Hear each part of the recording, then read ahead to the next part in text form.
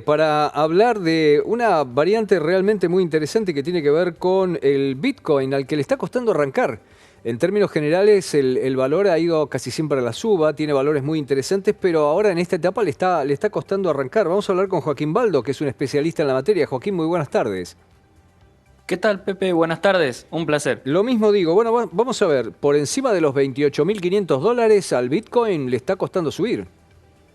Efectivamente, le está costando, hay varios factores que pueden estar influyendo, entre ellos lo que es la política monetaria estadounidense, donde recientemente lo que sucedió es que dio la Reserva Federal de los Estados Unidos una especie de un significado, digamos, a futuro de subir lo que son las tasas o los tipos de interés. Entonces, de esta manera, siempre el mercado de renta variable, entre ellos Bitcoin, se lo va a interpretar como una noticia de tipo bajista.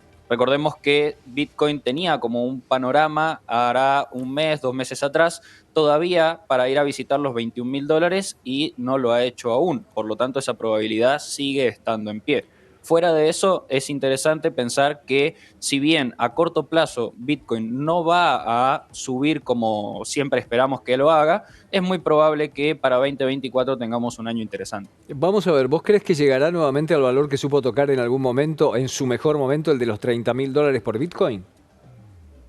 Efectivamente, lo tiene que hacer y por análisis técnico, que es en lo que una de las herramientas que nosotros nos basamos dentro del ecosistema cripto, es que justamente tiene que no solamente superar los 30.000, sino que con el paso del tiempo llegar a 40.000, 45.000, que es el próximo objetivo mensual.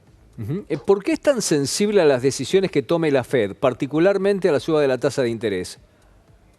Bien, buena pregunta, porque es bastante pequeño, es un mercado que depende mucho a día de hoy de lo que los países y las entidades de estos países más importantes del mundo decidan sobre lo que es la materia regulatoria, es decir, si permito Bitcoin, si no lo permito y lo prohíbo, si no lo prohíbo pero lo tolero.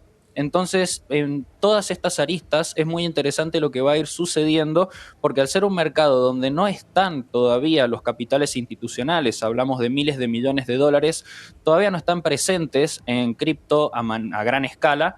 Realmente lo que va a suceder es que ante una noticia negativa las personas saquen sus fondos del mercado cripto y ante una noticia positiva coloquen nuevamente los fondos y esto haga que sea extremadamente volátil tanto a la baja como al alza. Permitime, Joaquín, que le pegue un giro a la pregunta que acabo de hacerte y que vos muy bien acabas de explicar. Vamos a ver, ¿por qué si hay múltiples datos de la economía de los Estados Unidos y sabemos que la Reserva Federal no solamente se ocupa de la inflación y de las tasas de interés, sino que al revés que otros bancos centrales supervisa la marcha de la economía en general? Estoy viendo titulares de primerísima plana que dice que los datos del empleo siguen siendo muy buenos, que la economía está con mucho movimiento. Eso para los economistas podría ser bueno o podría ser malo relativamente, pero ¿por qué no afecta esto y sí aquello al valor del Bitcoin? Sí, efectivamente lo que sucede es que de hecho a nivel internacional lo que son los inversionistas internacionales justamente tienen una mirada sobre Estados Unidos como una economía sustentable, una economía resistente dentro de lo que podemos considerar como política monetaria. Entonces, lo que sucede es que en gran medida no afecta un mercado laboral fuerte y esto le va a permitir a la Reserva Federal tomar la decisión de aumentar las tasas sin que ello, en consecuencia, a futuro, realmente termine impactando de manera negativa en la economía estadounidense. Es decir, si bien la economía no está creciendo como se esperase que lo hiciese, justamente está, en cierto modo, no decreciendo, no contrayéndose. Por lo tanto, esto va a habilitar siempre a la Reserva Federal a subir un poco los tipos de interés para controlar la inflación y esto históricamente y estadísticamente en lo que es la renta variable se interpreta de manera negativa. Sin embargo, a pesar de esta interpretación negativa, es muy interesante evaluar que si bien Bitcoin no está superando los máximos que necesitamos que supere, no está generando mínimos preocupantes. Por lo tanto, se mantiene en cierta medida estable y lo cual lo podemos considerar como positivo de cara al largo plazo. Bueno, vuelvo a la pregunta madre, porque básicamente te darás cuenta que siempre la misma pregunta, pero con distintas derivaciones. Entonces, ¿por qué afecta tanto la Reserva Federal las decisiones sobre el Bitcoin y no entidades indubitablemente importantes, aunque a lo mejor no tan influyentes, como el Banco Central Europeo o el Banco de Inglaterra? Ni hablar del Banco Central de China, por ejemplo. Muy buena pregunta, y hay un factor muy importante ahí, y es que todavía a nivel macroeconómico el dólar estadounidense sigue siendo la moneda de resguardo de valor internacional, y por lo tanto no vamos a mirar, por ejemplo, al yuan, no vamos a mirar al euro, sino que siempre vamos a mirar al dólar. Y quien es encargado de lo que suceda con el dólar es la Reserva Federal de los Estados Unidos. Por lo tanto, toda decisión que ésta tome realmente va a impactar en los mercados, no solamente en Bitcoin, sino en los mercados internacionales en general. Bueno, ¿quiere decir esto también que esas decisiones pueden afectar a otras monedas digitales?